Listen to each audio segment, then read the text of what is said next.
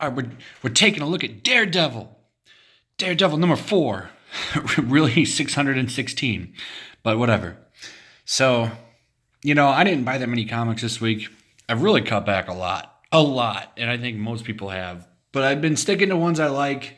I just don't have, once in a while I will, but, I bought a Captain Marvel comic like 3 weeks ago, maybe 4 weeks ago. It was like issue 3 of that new run. And I sat down to read it and I'm like, I just can't do it. And I've still got it sitting in my long box that I've been putting my new comics in. And then once it fills, I sort them out. And I'm like, I can't do it. I won't even have fun going through this and making fun of it. I'm just broken. Unless it's something like, so if you saw that video I did for Neverwinter Night or whatever it was, I had genuine fun making fun of that book. I had fun making fun of the first Captain Marvel book, but it's just like an ongoing thing. I just can't do it anymore. Like if I see something that I think would be fun, but like, I'll pick it up, but I just can't sit through the cringe anymore. It's like I like picking up books just to kind of look at them. Like in this book, I genuinely been enjoying and having fun reading it. Like, so I don't mind talking about it for a few minutes. But man, I'll be damned if I can't sit down and talk about a bad book. Usually those are the easiest to talk about, but like they're just so bad. I just don't even want to have anything to do with them anymore. It's terrible. It's terrible. So, I know there hasn't really been too many bad comic reviews, but I'm not intentionally just looking for them anymore. Major X was fun to make fun of, right? But I just randomly picked that up to try it. So, I'll randomly pick up comics, and if they're bad, they'll get smoked.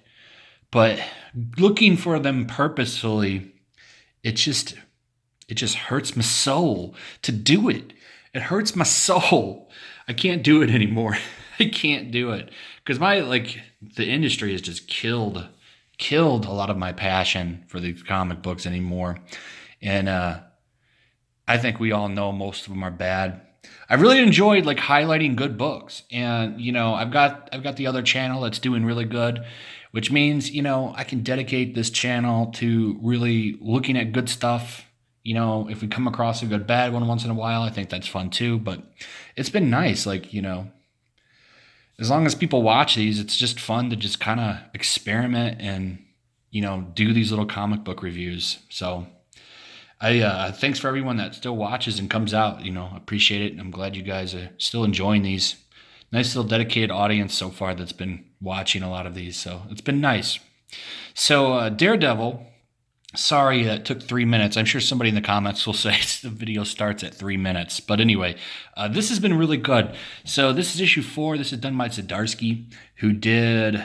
I've been doing the Life of Spider-Man books, and those have been really good. If you didn't know, he also did the Spectacular Spider-Man, which was amazing not that long ago. That was a really good run, man. That was probably one of the best Spider-Man stories that have been out for a long time. And now Nick Spencer's been doing really good, but it's a fresh breath of air. Getting anybody other than Dan Dorito-stained Slott, who headlined Amazing Spider-Man for 10 years, and I just could not stand him. I think he's generic, and I think people's love for the character blinded him. I think his best work, which I'll admit to me was a masterpiece, was Superior Spider-Man. That was a really good run. But that was a totally different character than Spider-Man. He's not a good Spider-Man writer. And he's not a very good Iron Man writer, it turns out, or Fantastic Four writer. I don't know how he sparked magic with Superior Spider-Man. Maybe this is before the whole Trump insanity, which drove so many people crazy. I think that had a lot to do with it. A lot of people are just broken inside for some reason. It's like, man, nothing's really changed. Things will be fine. Even if you don't like him, I don't know if he'll get reelected. Things will we will survive if you are that broken about it.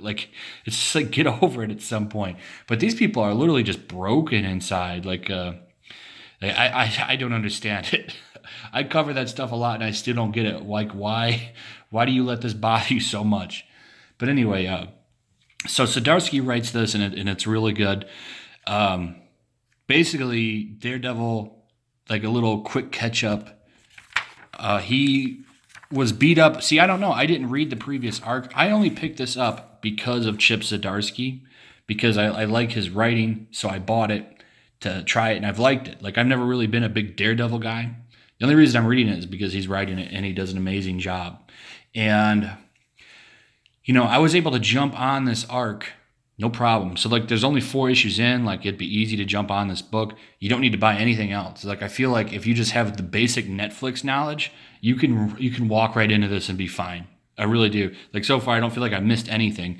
And, like, the whole premise behind this run right now is that he accidentally killed somebody. And it's like, he's trying to prove that, it was a setup and all this stuff. And Punisher takes note, and he thinks he's crossed the line. And this whole issue is pretty much Punisher thinking that he's, like, turned the line and stuff, and he hasn't. And he ends up killing this dude right in front of him. There's some interesting stuff, but that pisses Daredevil off when he kills that guy. And he comes out, and he's like, you're just like me and all this stuff. And he was like, I got so many good senses. If I were to actually, pick up a pistol and be like you, you would be amateur hour. And like, he's like, it's no contest, Frank. You're amateur hour. You're a demon, sure. And he's like, I'm the devil. And he blows up the building and leaves, which I thought was really cool. They get in a fight, and he just pretty much puts down Punisher real fast, no problem. And at the end of the issue, like, he comes to terms that he killed that guy, but he's like, I still got to do good, and I'm going to take down this crime boss. And you get some really good stuff. So, like, a lot of the stuff in the Marvel comics is like, they totally shut down, like, religious stuff, particularly, like, Christianity. But that's still there in this book. Like, they didn't shun that like they did with Nightcrawler from X-Men. Like, I don't even know if that dude's religious anymore.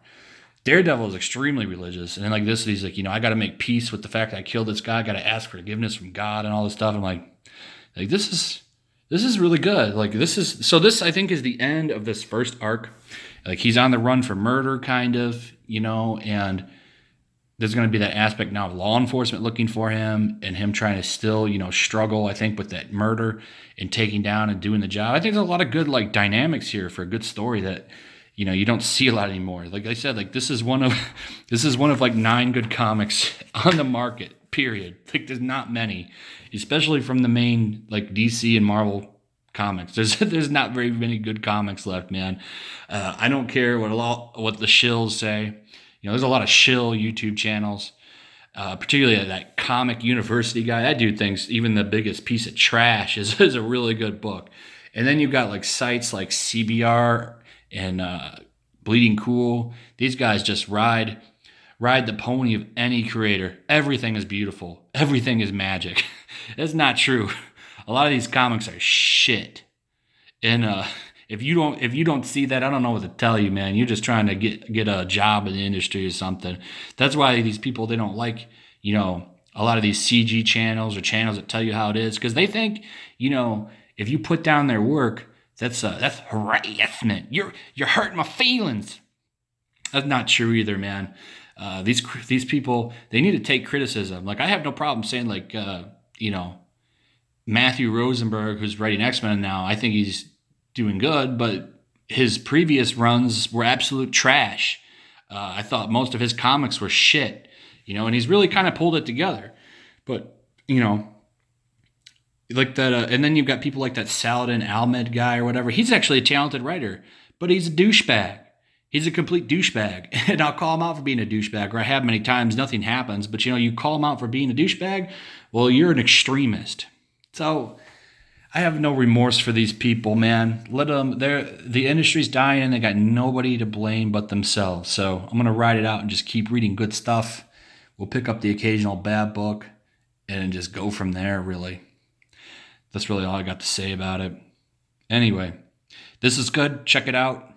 Like, subscribe, leave a comment, all that good stuff, and I'll see you guys pretty close to soon, later, maybe. But thank you for checking out the video. coming with you